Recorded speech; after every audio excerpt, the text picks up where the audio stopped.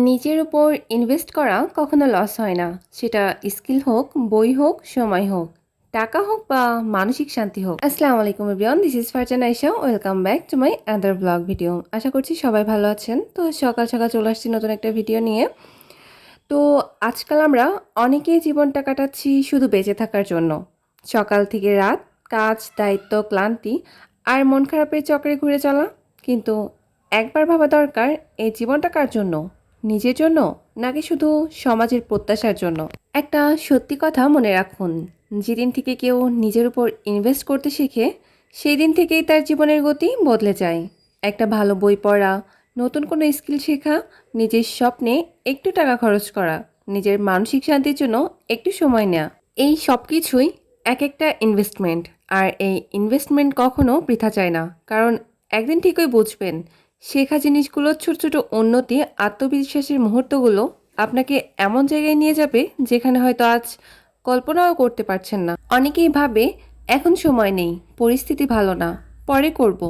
কিন্তু পরে কখনো আসে না। জীবন অপেক্ষা করে না, সুযোগও না। আজ যা শিখতে পারেন আজই শুরু করুন, কারণ একদিন এই শেখাটাই হবে আপনার স্বাধীনতার চাবিকাঠি।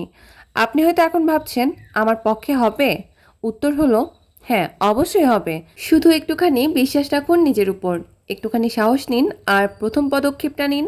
তো আমি বাসায় এসে দেখি যে এই পার্সেলটা এসেছে, আর এটা আমি উমার যে পেজটা ওটা থেকে অর্ডার করেছিলাম।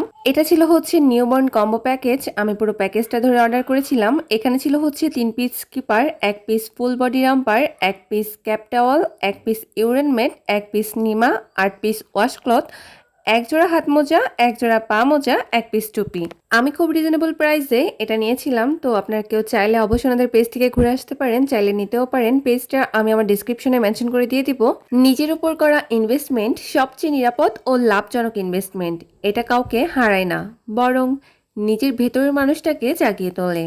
আজই শেখার পথে হাঁটা শুরু করুন, নিজের স্বপ্নে ইনভেস্ট করুন, কারণ আপনি পারলে অনেকেই অনুপ্রাণিত হবে। Take your first step today, the best version of you is waiting. তো আমি যখন ফ্রি টাইমে ফেসবুক স্ক্রল করি, তখন আমি মাঝে মাঝে দেখি যে ওয়াসিকা রহমান নামে একটা পেজ। ওনার লেখাগুলো আমার ভীষণ ভালো লাগে, ওনার কথাগুলো আমাদের অনুপ্রাণিত করে। মানে আমি প্রায় সময় ওনার লেখাগুলো পড়ি। আমি খুবই ফ্যান ওনার, বড় একজন।